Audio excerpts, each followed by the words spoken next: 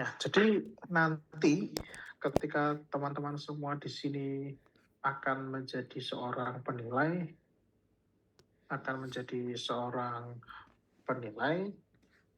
eh, pasti nanti akan ditemukan atau ditemui dengan objek yang mana itu adalah objek terkait dengan tanah kosong, ya. Karena seperti yang telah kita pelajari bersama bahwa uh, real property itu merupakan tanah ditambah dengan pengembangan beserta dengan hak-hak yang melekat pada real property tersebut.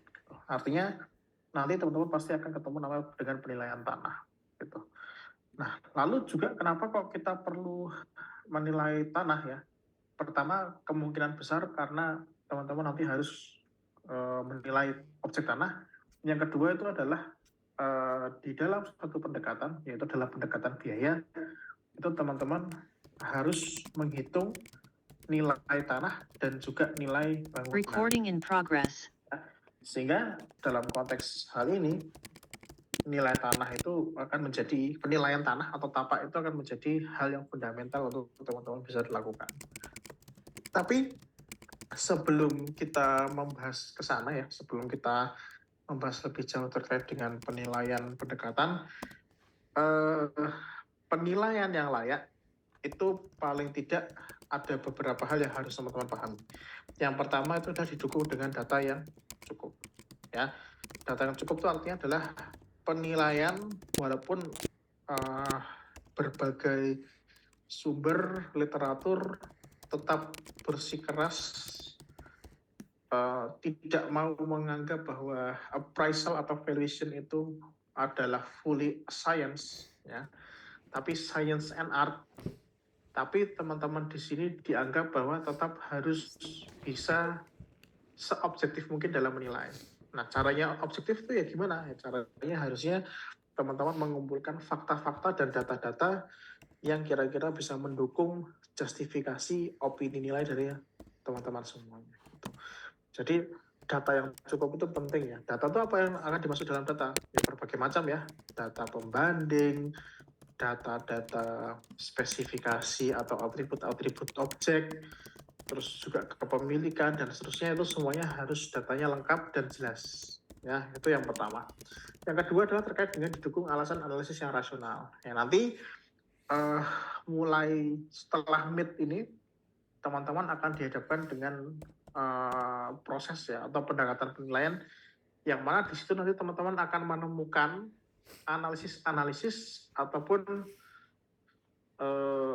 penentuan besaran yang terkadang membutuhkan ya subjektivitas dari teman-teman semua, gitu ya. Nah, walaupun di situ tetap ada aspek subjektivitas, tapi kita tidak boleh hanya bergantung pada subjektivitas yang tidak berdasar, ya. Jadi semua hal, semua angka, semua analisis, semua aspek-aspek yang ada di dalam penilaian itu semuanya harus bisa dijustifikasi secara rasional. Ya, jadi jangan sampai nanti ketika teman-teman semua menilai terus ditanyain, oh ini dari mana angkanya? Kenapa bisa begini? Kenapa bisa begitu? Nah, itu teman-teman harus bisa menjustifikasi secara rasional. Jadi jangan sampai teman-teman nanti jawabnya, ya sudah formatnya seperti itu Pak. Dari KJPP-nya seperti itu, kita dapat formatnya seperti itu. Itu jangan sampai seperti itu. Jadi semua hal yang ada di dalam penilaian itu teman-teman harus bisa menjelaskan secara rasional. Kenapa seperti itu? Ya karena teman-teman nanti di-hire sebagai penilai itu tujuannya adalah objektivitasnya yang dicari. Teman-teman sebagai seorang profesional, gitu ya. Terlebih lagi ketika nanti teman-teman menilai untuk aset-aset yang sifatnya publik, ya. Badan Pemeriksa Keuangan BPK itu sangat-sangat senang sekali ya mengecek aset gitu ya. Nah, nanti ketika teman-teman semua ditanyain oleh BPK ini kenapa bisa seperti ini, kenapa bisa seperti itu semua harus bisa dijelaskan secara rasional. Terus ketiga, ini hampir sama lah ya, didukung dengan kemampuan dan objektivitas penilai. Sehingga sama seperti yang pernah saya jelaskan juga di awal bahwa penilai itu mau nggak mau, suka tidak suka tetap harus mengalami pengalaman ya. Jadi harus belajar dari doing ya. Practicing, doing itu adalah hal yang mutlak harus dilakukan. Kalau saya analogikan sama seperti suster atau dokter yang paham teorinya nyuntik, ketika disuruh nyuntik beneran, itu belum tentu bisa. Ya, jadi itu harus benar-benar dibangun.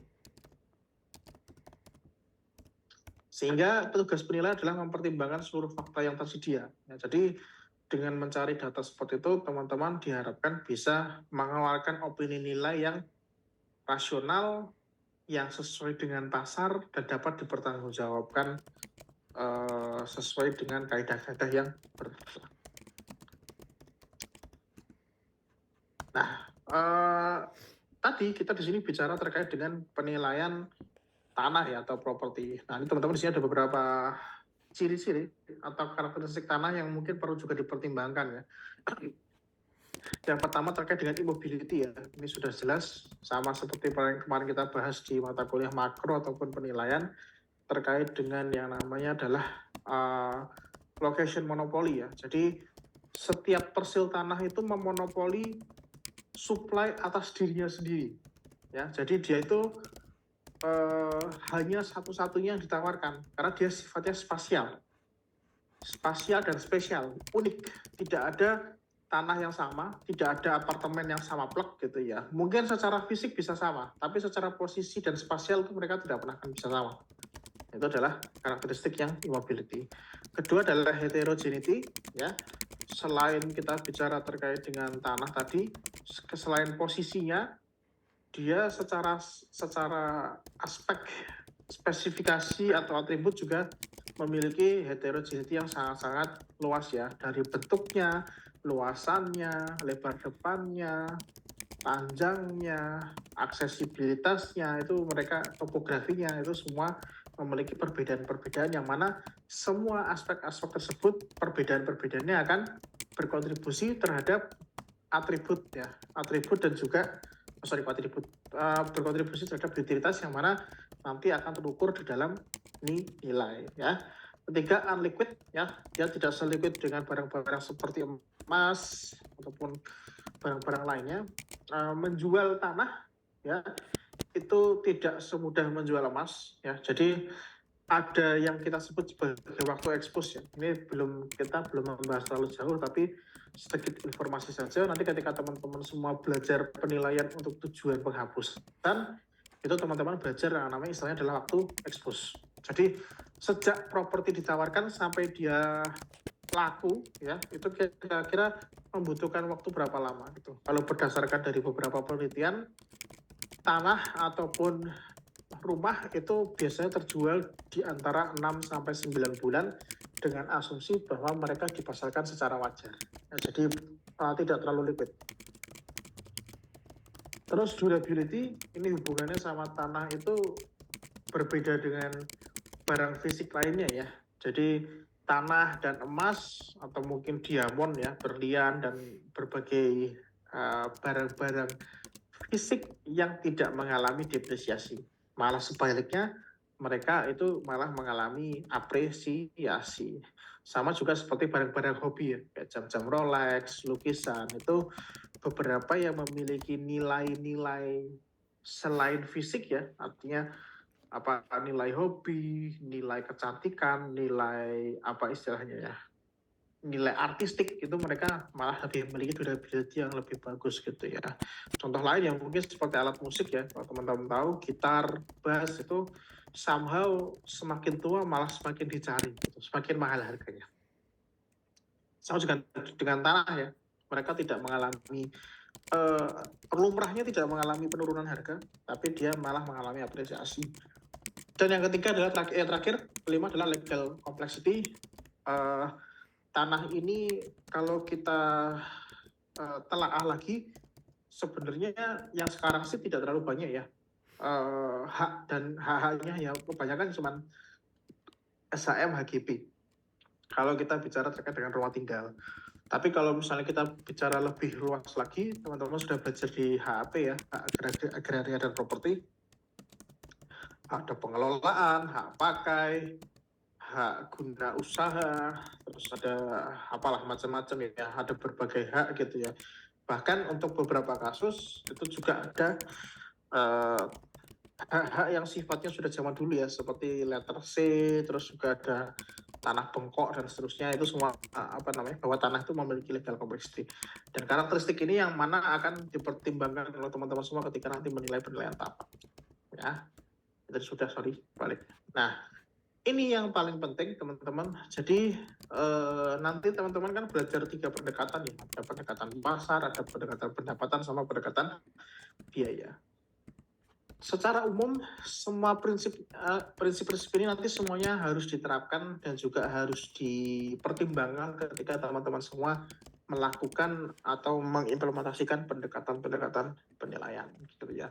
Walaupun tidak semuanya ya, tapi mayoritas dari prinsip ini nanti akan relate terhadap pendekatan-pendekatan, tergantung sama pendekatannya ya. Jadi pendekatan pasar itu nanti menggunakan prinsip mana-mana, pendekatan pendapatan menggunakan prinsip yang mana-mana, yang pendekatan biaya menggunakan prinsip yang mana-mana. Jadi ada 10 prinsip ya. Prinsip antisipasi, ya, anticipation, contribution, change, terus conformity, supply and demand, externality, competition, balance, substitution, sama highest and best use. Ini 10 prinsip utama di dalam penilaian. Yang pertama adalah terkait dengan prinsip antisipasi atau anticipation. Ini adalah prinsip yang sangat dominan sekali diterapkan atau dipertimbangkan di dalam pendekatan pendapatan. Jadi besok nggak terlalu banyak. Antisipasi itu adalah pendapatan. Jadi nilai itu adalah harapan ya, atau expectation ya terhadap keuntungan atau benefit yang terjadi di future ya masa depan terkait dengan penggunaan properti tersebut. Ini hubungannya sama DCF ya. Kita sudah pernah menyinggung sedikit di matematika penilaian ya terkait dengan bagaimana pendekatan pendapatan itu dilakukan menggunakan DCF. Jadi nanti harus kita mempertimbangkan cash flow yang terjadi di dalam properti tersebut. Properti yang menghasilkan pendapatan, hotel, losmen, dan lain-lain. Terus risiko-risiko di dalam investasi properti, turun nilai properti, tingkat sewa, dan seterusnya ya. Jadi ada perubahan. Jadi terdapat perubahan-perubahan atau risiko-risiko yang mungkin terjadi di masa depan, dan itu semua akan berpengaruh terhadap harga atau nilai dari properti tersebut. Nah, jadi ini adalah prinsip antisipasi. Kedua adalah prinsip perubahan. Ya, prinsip perubahan ini adalah nilai properti sangat dipengaruhi oleh perubahan ekonomi dan sosial yang terus terjadi. Jadi karena kita hidup di dalam interaksi sosial ya, artinya pasar properti itu sangatlah dinamis ya. Bahkan nanti kemarin ya kita belajar terkait dengan siklus properti ya. Jadi properti itu ada siklusnya gitu ya. Dari yang soft market yang kemarin kita pelajari ya, soft market, weak market, seller market, sama buyer market, itu semua adalah prinsip perubahan. Dan di setiap fase-fase tersebut itu pasti akan berpengaruh terhadap harga propertinya. Karena misalnya tadi di seller market, berarti si seller ini yang mendominasi penentuan harga. Ya, sebaliknya yang di buyer market itu juga pasti buyernya yang lebih mendominasi penentuan harga. Selain itu juga dari sisi sosial ekonomi ya, perubahan jumlah penduduk, populasinya tambah banyak, perubahan kondisi ekonomi sama dengan siklus ya. Jadi memang seperti teman-teman pelajari di makro bahwa ekonomi itu tidak sifatnya stagnan tumbuh terus ya. Jadi kita tuh mengalami yang namanya adalah business cycle ya. Business cycle, kadang kita sedang ekspansi, kadang kita sedang resesi, dan itu biasanya akan diturunkan kepada siklus dari real estate. Jadi sangat berpengaruh. Ketiga, adanya kontrol pemerintah ya. Jadi prinsip perubahan ini juga pernah kita bahas di materi highs and basis ya. Ketika ada rumah yang mana ternyata lingkungan sekitarnya sudah menjadi komersial. Jadi di situ ada perubahan zonasi dari residensial dan residensial dan juga komersial. Nah, sehingga perubahan seperti itu juga pasti berpengaruh terhadap harga properti. Sama juga kalau misalnya kita bicara terkait dengan kondisi perekonomian internasional aspek gitu ya, seperti kurs nilai mata uang itu juga berpengaruh. nilai itu hanya valid untuk waktu tertentu. Sehingga di dalam konteks penilaian itu kita mengenal yang namanya adalah apa? Tanggal penilaian. Sehingga nilai itu hanya berlaku pada saat properti atau aset tersebut dinilai. Kedepannya kita tidak pernah tahu ya apa yang terjadi gitu. Sehingga itu prinsipnya seperti itu. Itu prinsip yang kedua. Terus prinsip ketiga itu supply dan demand. Ini sudah sangat banyak sekali kita bahas di dalam real estate economics ya, kebetulan kita kemarin sudah membahas, jadi saya tidak terlalu banyak membahas. Intinya adalah properti itu sangat dipengaruhi oleh supply dan demand, khususnya demand sebenarnya ya. Tapi ternyata kemarin juga kita belajar di related cycle bahwa ada yang namanya seller market, ada juga yang namanya adalah buyer market. Itu saya tidak terlalu banyak bahas. Terus prinsip persaingan ya, keuntungan. Jadi harga properti itu juga sangat-sangat dipengaruhi oleh yang namanya adalah persaingan ya. Jadi keuntungan hanya diperoleh dalam pasar properti tertentu menimbulkan daya tarik pemain properti untuk memasuki pasar tersebut, sehingga muncul persaingan yang dapat mengakibatkan turunnya keuntungan perusahaan. Jadi nilai properti ini juga sangat dipengaruhi oleh prinsip persaingan. Karena sekali lagi ya, prinsip persaingan ini sebenarnya salah satu bentuk dari mekanisme pasar. Apabila kamu menjual sebuah barang ya dengan utilitas yang sama, tapi nanti dihargai kalau ada harga yang lebih murah, pasti pasar itu akan memilih harga yang lebih murah, sehingga nilai dari properti itu juga dipengaruhi oleh prinsip persaingan. Nah, prinsip persaingan itu juga tidak jauh berbeda dengan substitusi ya. Jadi ada juga namanya prinsip substitusi ini tadi ya, yang kita bahas tadi, bahwa ketika ada dua barang atau dua produk dengan utility yang sama, dengan spesifikasi yang sama, agen yang rasional atau orang yang rasional itu akan memilih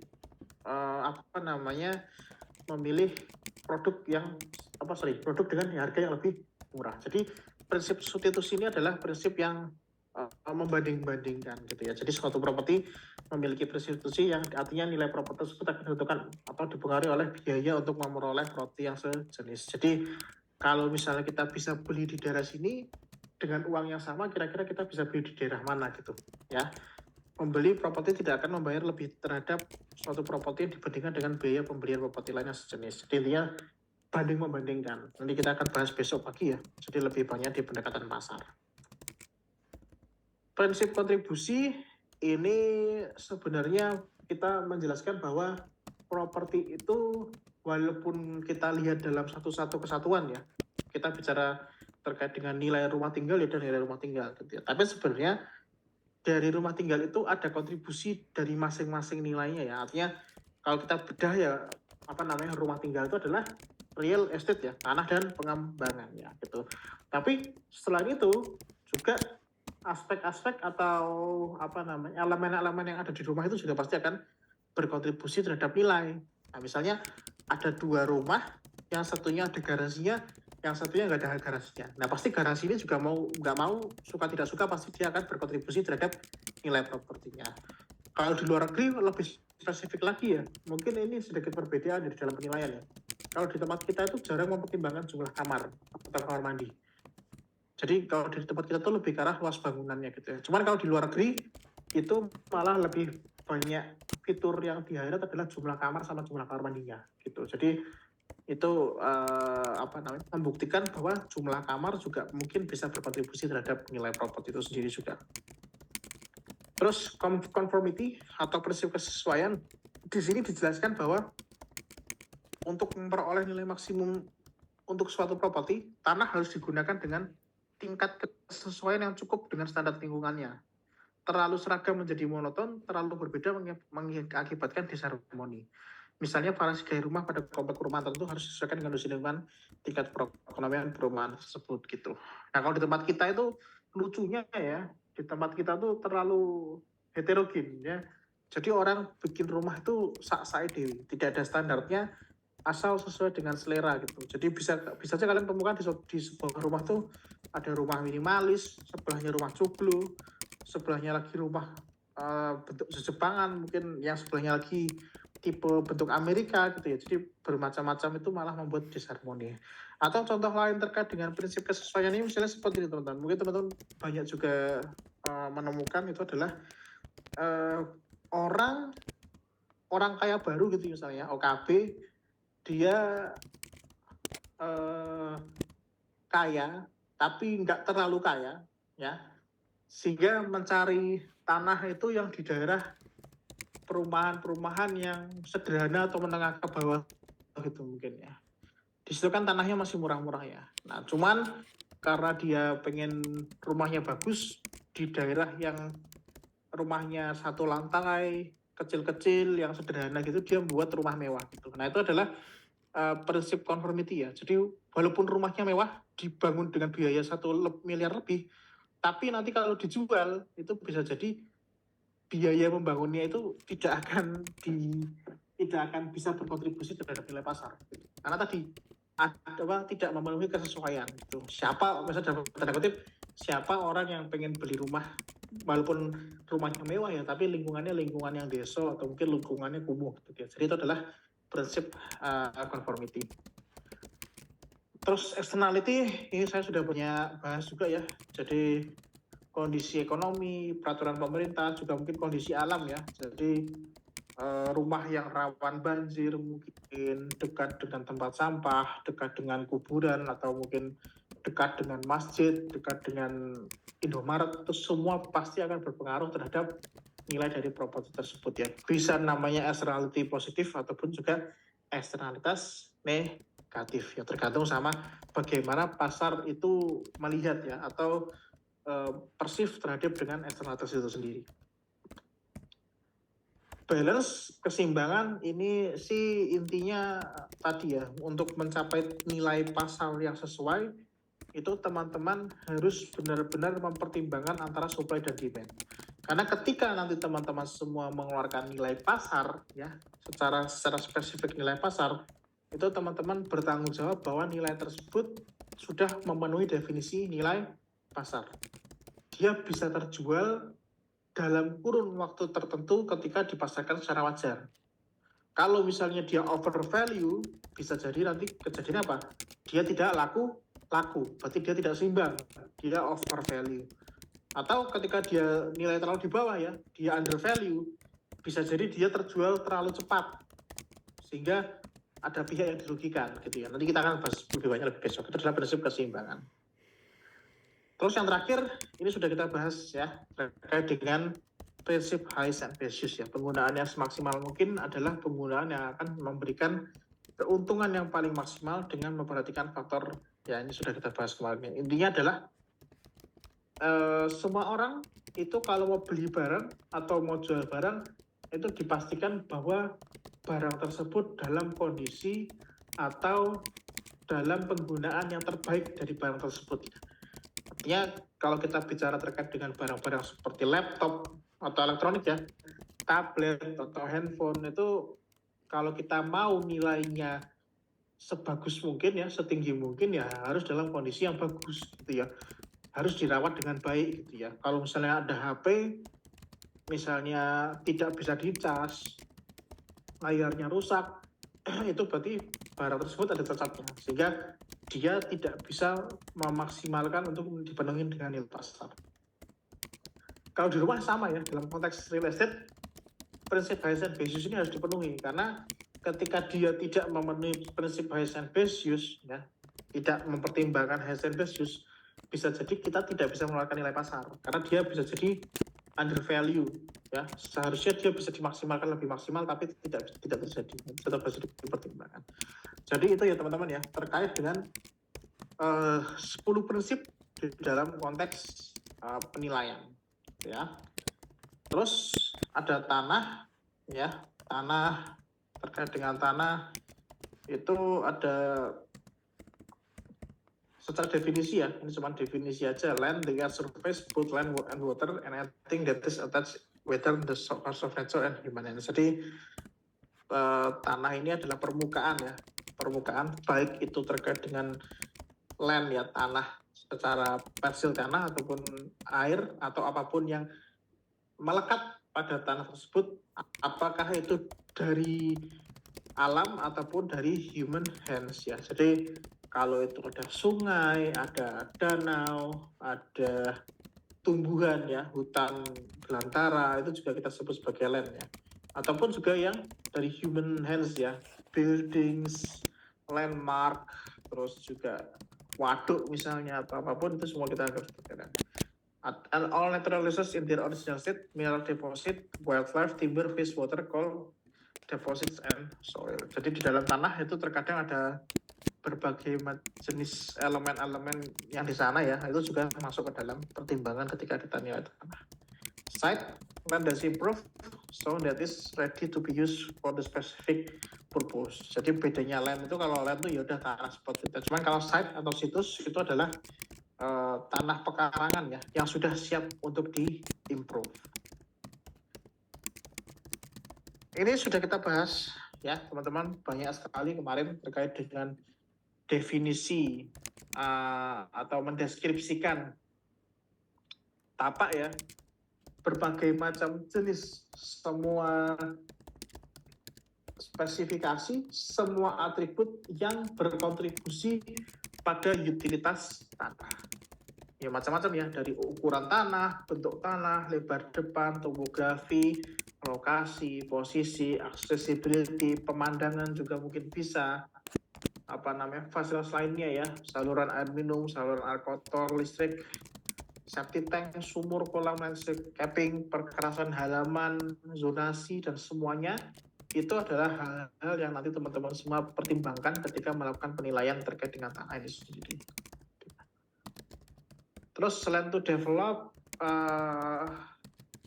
di BPN ya, di BPN itu teman-teman semua belajar terkait dengan ini, ada datanya ya. Jadi teman-teman kalau mau tahu nilai tanah, selain nanti ada metode-metode yang bisa digunakan, untuk lebih gampangnya walaupun tidak terlalu akurat adalah bisa menggunakan zona nilai tanah yang ada di BPN. Aplikasinya kalau nggak salah namanya Bumi ya, BHU ini gitu.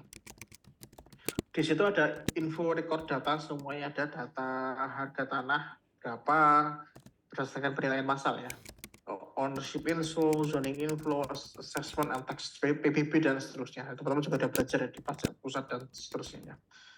Zoning, tinggi bangunan, building codes ya, terus kita bahas. Karakteristik fisik tanah juga teman-teman bisa lihat di situ ya, ada istilahnya namanya bentuk dan ukuran, letak dan posisi, terus ada plotage. Plotage ini adalah apabila terdapat 2 atau 3 tanah, itu kalau digabungkan, penggabungan tersebut menciptakan nilai yang lebih tinggi, itu namanya adalah plotage value. Istilah namanya adalah assemblage gitu ya.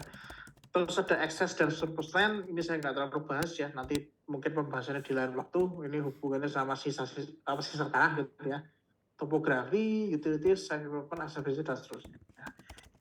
Utilities mempengaruhi termasuk saluran air kotor, kabel telepon, listrik, drainase dan seterusnya. HBU ini saya nggak terlalu bahas juga, ini sudah dibahas kemarin ya di HBU sendiri. Nah, ini yang akan kita pertimbangkan ya. Jadi di dalam kalian semua nanti menilai tanah kosong, itu terdapat teknik-teknik penilaian tanah. Nah, nanti yang kita bahas di sini hanya 3 yang di atas: perbandingan penjualan atau sales comparison, allocation, sama ekstraksi pasar ya. Untuk income capitalization, direct capitalization, yield capitalization itu adalah penilaian tanah kosong, tapi biasanya untuk di lingkungan-lingkungan yang komersial gitu. Dan itu bukan bagian dari penilaian tanah seperti ini lebih ke arah ke nanti pembahasannya ada di pendekatan pendapatan yang capitalization seperti itu.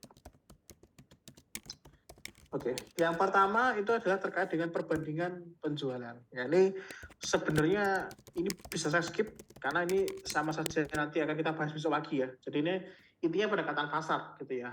Jadi teman-teman nanti untuk menilai tanah kosong itu dimungkinkan teman-teman mencari pembanding yang tanah kosong juga.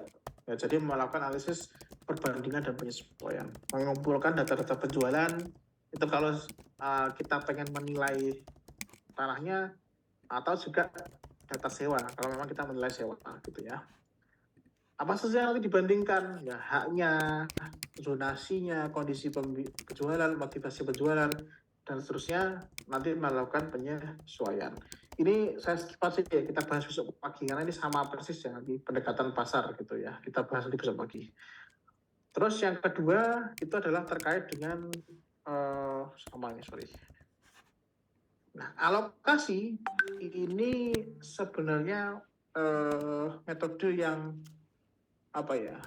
digunakan hanya untuk academic purpose ya. Jarang sekali digunakan di dalam konteks praktek penilaian. Jadi intinya adalah teman-teman nanti melakukan pendataan ya. Kalau tidak ada data transaksi tadi ya, itu pendataan terkait dengan ketika ada rumah tinggal ya. Jadi kalau ada rumah tinggal kan berarti rumah tinggal tersebut itu kan adalah tanah dan pengembangannya ya, tanah dan bangunan. Jadi misalnya ada rumah tinggal senilai 1 miliar, itu teman-teman bisa mengestimasi berapa nilai tanahnya sama berapa nilai pengembangannya. Nah, di situ dilihat kira-kira rasionya berapa ya. Bisa jadi seringkali ya, kalau umumnya itu biasanya bisa 60% tanah, bisa 40% bangunannya, atau mungkin berbeda-beda ya, nggak mesti sama begitu.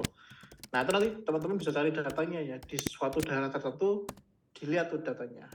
Tanah rumah satu itu nilai tanahnya 60%, nilai bangunannya 40% misalnya. Tanah dua, nilai tanahnya 65%, nilai bangunannya 35%. Tanah ketiga, bisa mungkin 50-50 ya, nilai tanahnya 50%, nilai bangunannya 50%. Terus tanah keempat misalnya, ternyata nilai tanahnya 70%, nilai bangunannya 10%, terus 30%.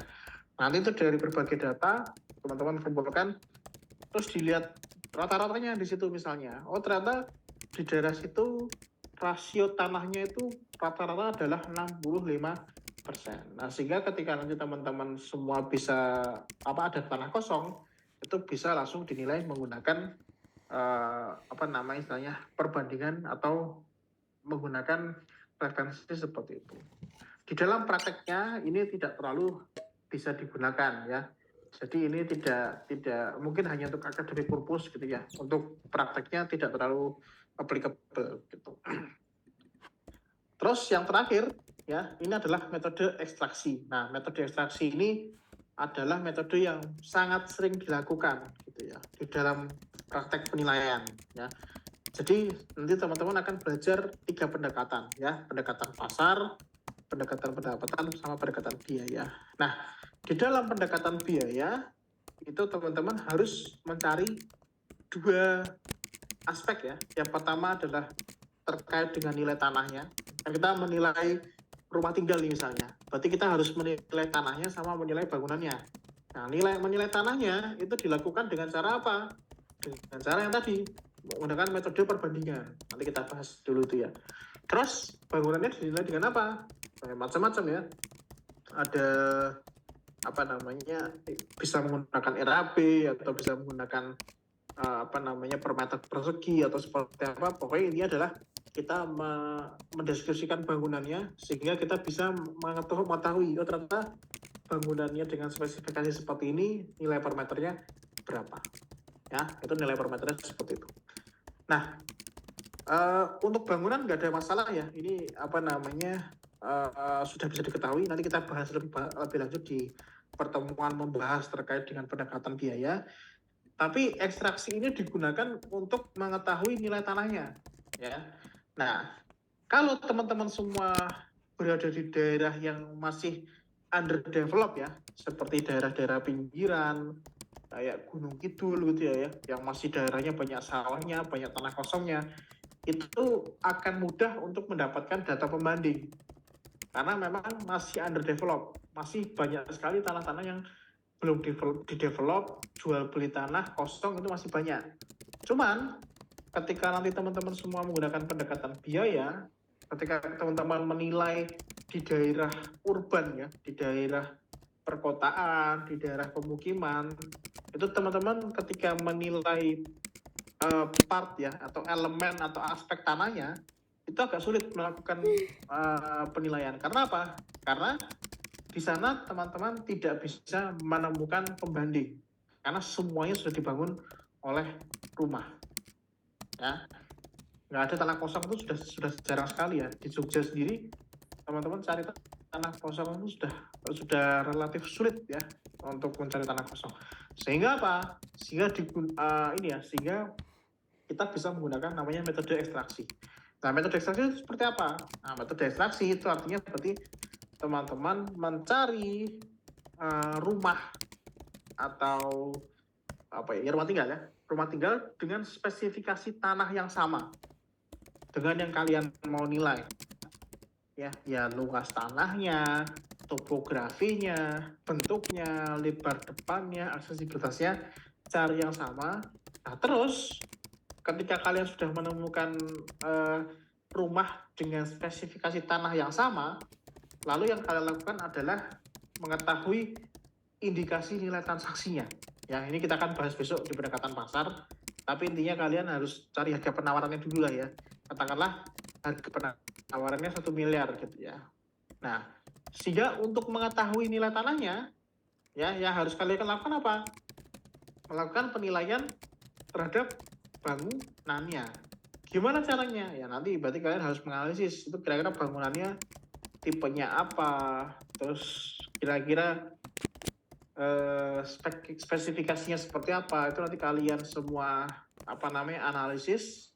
Nah, nanti kalian bisa menentukan, oh ternyata dari 1 miliar itu 400 juta adalah bangunan. Sehingga ketika kalian punya data nilai properti, punya data nilai bangunan ya, lalu dikurangi depresiasi, nah sehingga kalian bisa mendapatkan nilai tanah. Nah, nilai tanah itulah yang kita ekstrak dari harga rumahnya tadi, nilai rumahnya tadi. Nah, itu adalah namanya metode ekstraksi. Nah, di situ dijelaskan bahwa metode ini didasarkan atas penurunan nilai tanah dari harga jual properti yang telah dikembangkan dengan mengurangkan kontribusi yang dihasilkan dari pengembangan tersebut. Jadi, kalau ada sebuah rumah, diketahui harga penawaran atau harga transaksinya, kita bisa mengestimasi harga rumahnya. Sehingga ketika harga properti dikurangi harga rumah, itu kita dapatkan adalah harga tanah.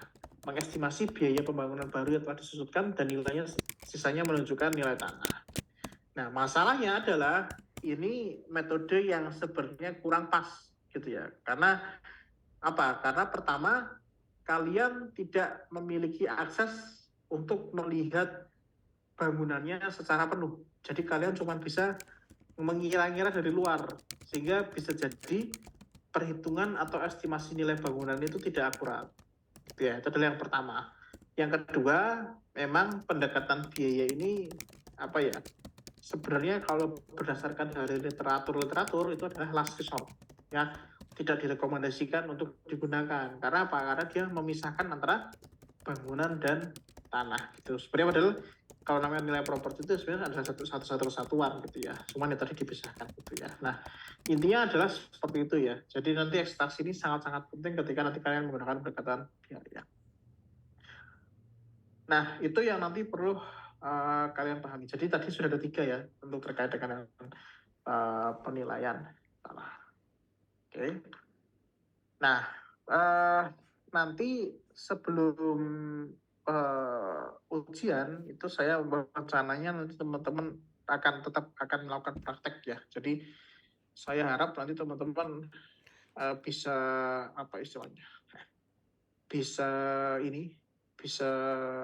mencari objek properti terus untuk dinilai.